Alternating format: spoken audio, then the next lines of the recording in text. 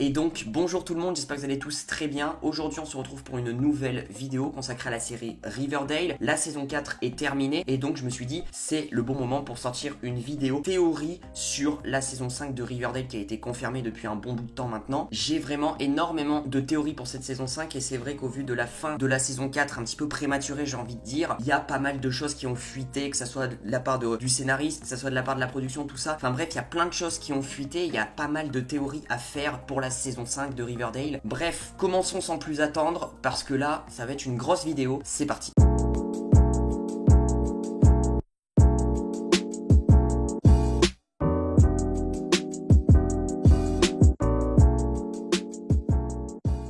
Donc la première question, un petit peu où on va théoriser, c'est qui est le voyeur, ou les voyeurs s'ils sont plusieurs. Voilà, qui est le voyeur, parce que c'est vrai que c'est un petit peu l'intrigue de la fin de la saison 4. On avait commencé par des cassettes vidéo au départ, début de la saison 4, un petit peu bizarre, on savait pas trop, de maison, ça se rapprochait petit à petit. Et puis après on a commencé à avoir des cassettes vidéo de meurtres, de reproduction de scènes de crime, par exemple la reproduction de la scène de crime entre Betty et Jughead, où Betty était hypnotisée à frapper Jughead à coups de pierre. On a eu déjà une première reproduction de ça. On a eu ensuite une deuxième reproduction de crime de la mort de Jason Blossom, le frère à Cheryl Blossom par son père. On a eu ensuite pas mal de petites reproductions de meurtres et on a terminé par la reproduction du meurtre de Mr. Honey qui était dans le conte de Jughead. Et donc c'est vrai que pour le coup, il y a quand même pas mal de théories à se dire qui est le voyeur, parce que c'est vrai que pour le coup, cette dernière vidéo, un petit peu ce dernier cliffhanger, cette dernière cassette vidéo, fait poser des questions énormément, parce que le meurtre de Mr. Honey, c'était le conte de Jughead qu'il a écrit sur son propre ordinateur, c'était son histoire qu'il a écrit sur son propre ordinateur, il ne l'a dévoilé à personne à part à Betty. Donc là, ça réduit un petit peu le champ des possibilités. C'est vrai que moi j'avais pensé que ça pourrait être Mr. Honey qui était derrière tout ça depuis le début, mais je pense que c'est faux. Mr. Honey a juste fait la vidéo du lycée de Riverdale High, c'est tout. Je pense que ça s'arrête là. On peut le voir à la fin de l'épisode 19, il écrit une lettre à Jughead, très sincère et très sympa. En vrai, c'est une lettre assez amicale, c'est pas une menace, vraiment. En fait, on voit au fond qu'en fait c'est un mec bien, Mr. Honey. Même l'adjointe, un petit peu, son adjointe à Riverdale High, la vieille, là, je sais pas comment elle s'appelle, a dit que Mr. Honey c'était le meilleur proviseur depuis des décennies à Riverdale High parce que il a augmenté le pourcentage de réussite dans les promos, enfin il a fait plein de choses qui ont fait énormément évoluer et progresser l'établissement. Donc on va rayer la case Mr. Honey, mais là du coup on se dit, mais alors si l'histoire était sur l'ordinateur de Jughead et il y a juste Betty au courant, il y a quelqu'un qui a forcément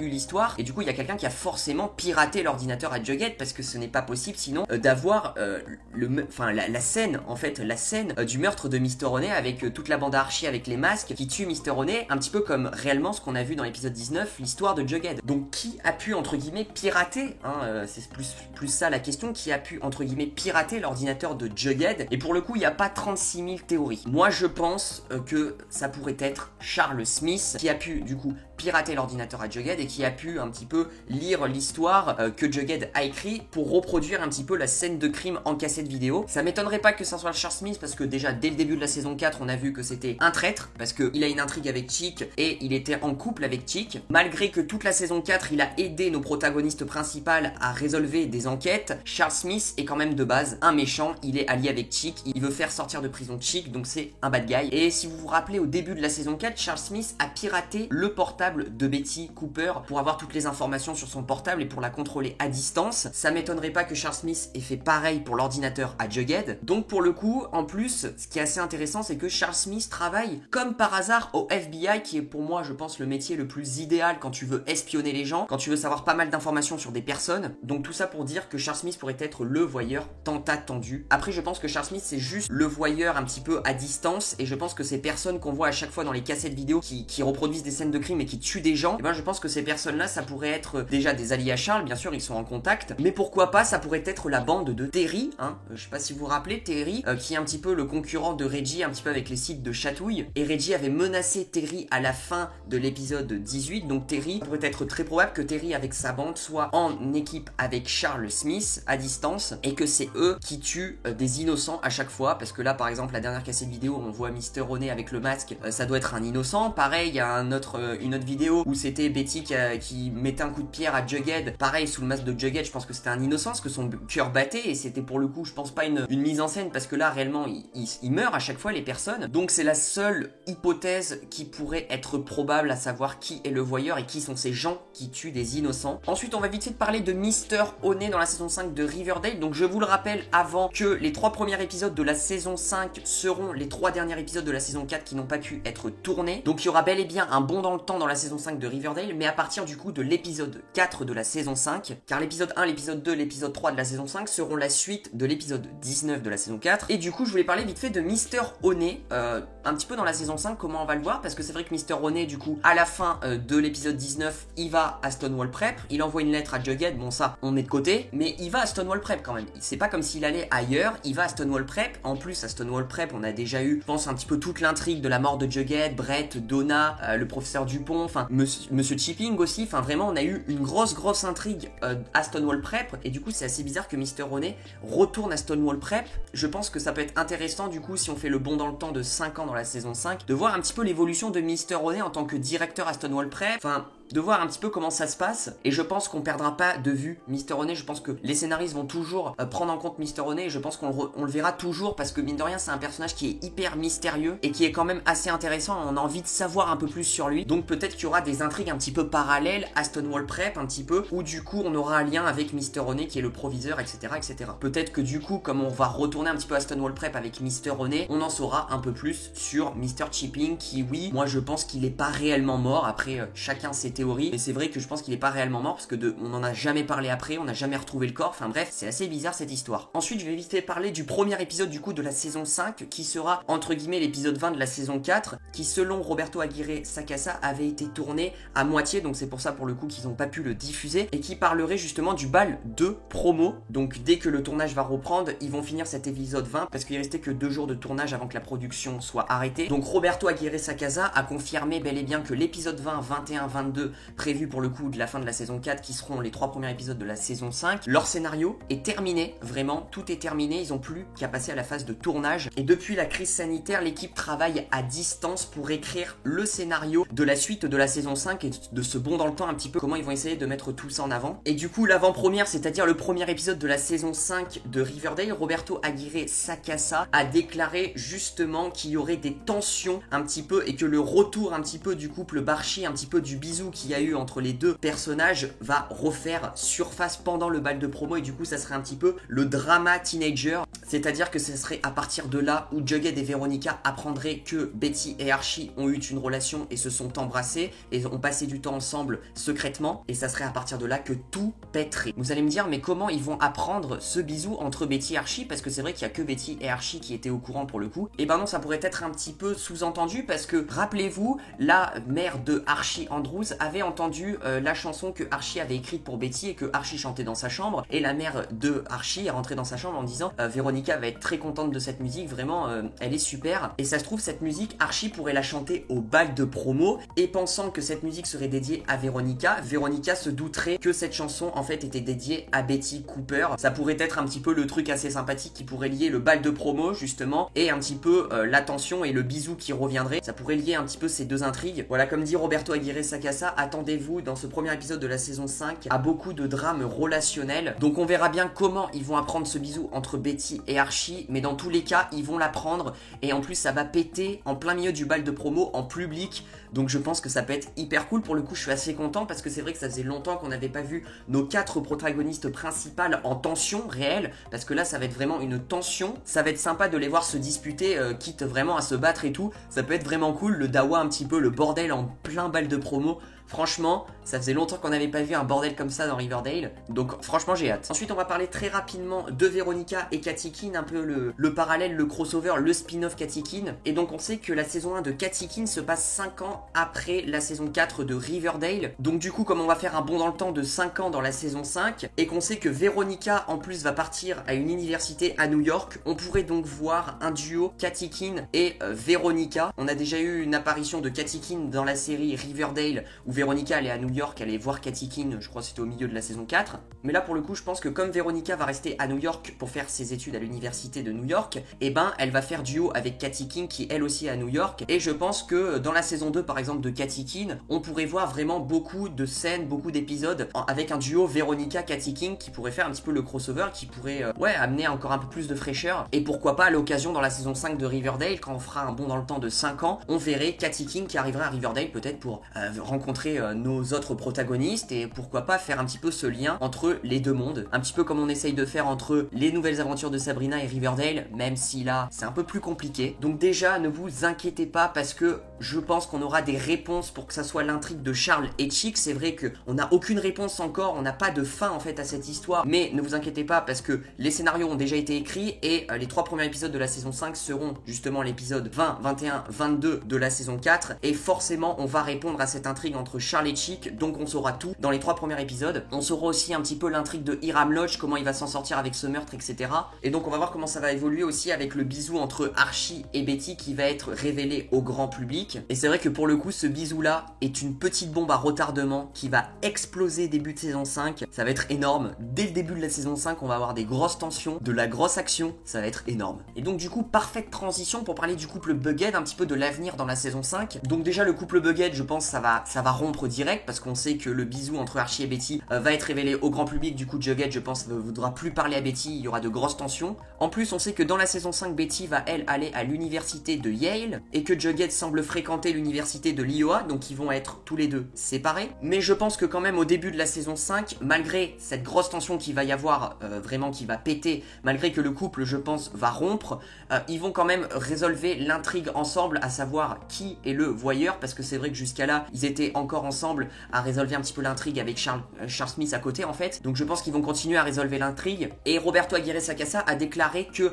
avant le bond dans le temps de 5 ans, il y aurait une grosse discussion entre Betty et Jughead, vraiment une grosse conversation autour de tout, du futur, entre eux qui vont parler, vraiment une grosse scène assez émouvante et assez pleine quoi pour le coup en termes de dialogue et tout, de sujet. Car comme on sait que nos deux protagonistes vont se séparer et vont chacun dans une université différente, comment ils vont faire pour gérer ça, enfin comment ça va se passer, et on le saura dans les 3 premiers épisodes, je pense l'épisode 3, le dernier de la saison 5 avant ce bond dans le temps. Donc le couple Varchi aussi vite fait, je pense qu'il va péter début de saison 5 parce que Veronica va apprendre ce fameux bisou qui a été vraiment confirmé par Roberto Aguirre Sacasa, donc ça va être la merde. En plus on sait que Archie va aller dans une académie navale dans la saison 5 et que Veronica va elle s'orienter à New York, donc pareil comme le couple Bugged, le couple Varchi, ils vont se séparer. Donc déjà nos 4 protagonistes vont être chacun à une université différente. Donc pour le coup c'est intéressant parce que j'aimerais voir un petit peu quel va être un petit peu le sujet qui va faire que ils vont se réunir dans la saison 5 un petit peu après ce bond dans le temps, parce que pour le coup il va forcément y avoir une intrigue, un méchant, etc.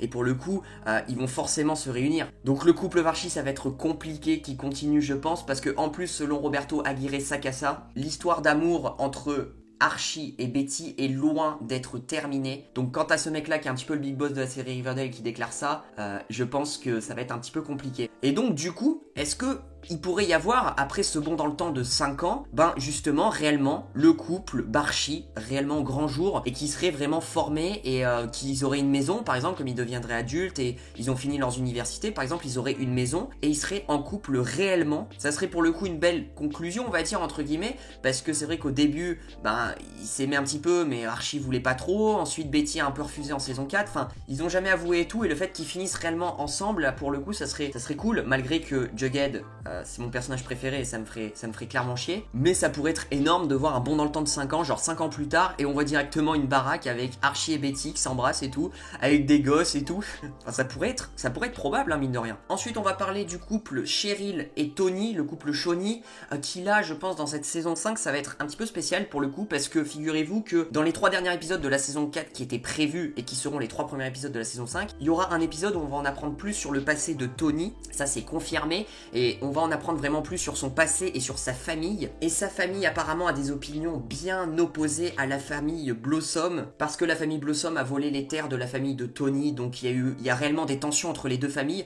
mais pour le coup, les deux filles, elles s'aiment. Bon, après, est-ce que ça va tenir? Je ne sais pas, mais il y aura forcément des tensions un petit peu entre ce couple, et on va voir s'il va tenir ou pas, parce que leurs familles sont pas d'accord, et du coup, forcément, il y aura des tensions entre les deux protagonistes. C'est vrai qu'on n'en sait pas plus de la famille depuis la saison 2, hein, quand Tony est un peu arrivé. C'est vrai que la famille Blossom les a un peu virés, parce que en fait, la famille Blossom, en fait, a pris les terres, a pris leurs terres, enfin vraiment, il y a une histoire qui remonte vraiment des générations avant. Et du coup, on sait que Cheryl va au Highsmith de Riverdale, donc du coup, elle va rester à Riverdale. Et la question qu'on peut se poser, c'est est-ce que Tony, elle va rester avec Cheryl, ou est-ce que elle va aller à une université différente qu'on ne sait pas le nom encore? Est-ce qu'elle va partir? Je n'en sais rien. Et pour le coup, ce qui est assez bizarre, c'est que je sais pas si vous avez fait la remarque, mais dans l'épisode 19, on n'a pas Tony. Je ne sais pas où elle était, on l'a pas vue une fois. Qui est pour le coup, c'est une totale incohérence, parce que Tony est toujours présente avec Cheryl. On avait pour le coup Cheryl qui était vraiment présente à l'écran dans l'épisode 19, et Tony n'était vraiment pas présente. Aucune scène, même pas aucune image sur elle, rien.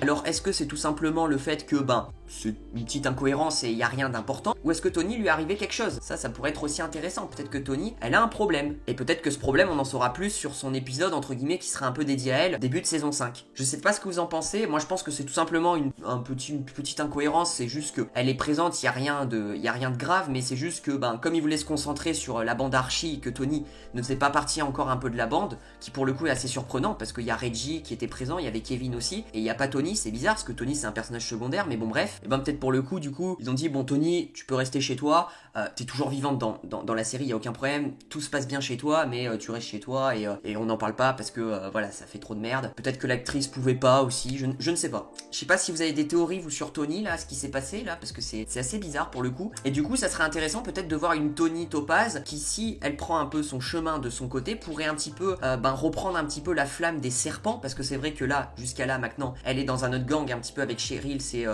les Poison ou je sais pas quoi, les trucs du poison, là je sais plus comment ça s'appelle leur gang, mais elles ont un gang à elles. Pour le coup, c'est vrai que Tony était chef des serpents, était leader des serpents parce que Jughead lui avait passé un petit peu le drapeau, la passation, et ça serait pour le coup assez intéressante qu'elle reprenne un peu le drapeau, et que si du coup elle se sépare de Cheryl, et elle fasse son truc de son côté, solo, et qu'elle reprenne le gang, et qu'elle se révolte, et qu'elle soit une autre Tony, parce que là c'est vrai que c'est un peu une Tony toutou de Cheryl, on va pas se mentir, et ça serait pas mal de voir une Tony qui a plus d'assurance, et qui reprendrait le gang des serpents, avec Sweet Pea qui serait un petit peu son coéquipier. Ça serait pour le coup assez intéressant. Et je vous le rappelle, ça pourrait être intéressant du coup dans le temps après 5 ans pour voir comment évolue Tony. Et je vous le rappelle que dans les comics, Tony est amoureuse de Jughead et Tony est bisexuel dans les comics et du coup peut avoir des relations avec des hommes comme avec des filles. On l'a bien vu, hein, Tony à un moment au début de la saison 2, je crois, vers la saison 2, avait embrassé Jughead. Il y avait eu un petit début d'histoire avant que ça s'arrête, et Tony là maintenant est en couple avec Cheryl. Mais pour le coup, si Jughead se sépare de Betty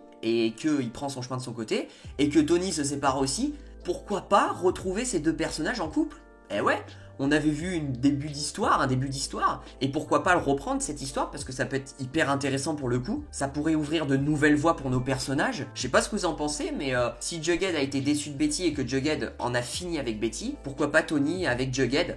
Après il faut que Tony se sépare de Cheryl aussi, hein, là ça va être assez compliqué aussi, mais pourquoi pas, si les deux sont célibataires, qui sait, ils pourraient se retrouver et former un couple qui pourrait être pour le coup assez cool en vrai. Et donc voilà, c'est déjà la fin de la vidéo. Voilà, je fais cette petite voix off parce que tout simplement cette vidéo va être composée en 2 parties, comme vous avez pu le voir sur le titre. Donc là c'était la première partie et la deuxième partie sortira je pense dans 2 jours. Car il s'est passé que en fait j'avais 50 minutes de rush à la fin de la vidéo que j'ai tournée Théorie saison 5 de Riverdale. Et du coup je me suis dit c'est un petit peu gros peut-être de vous donner 50 minutes d'un coup.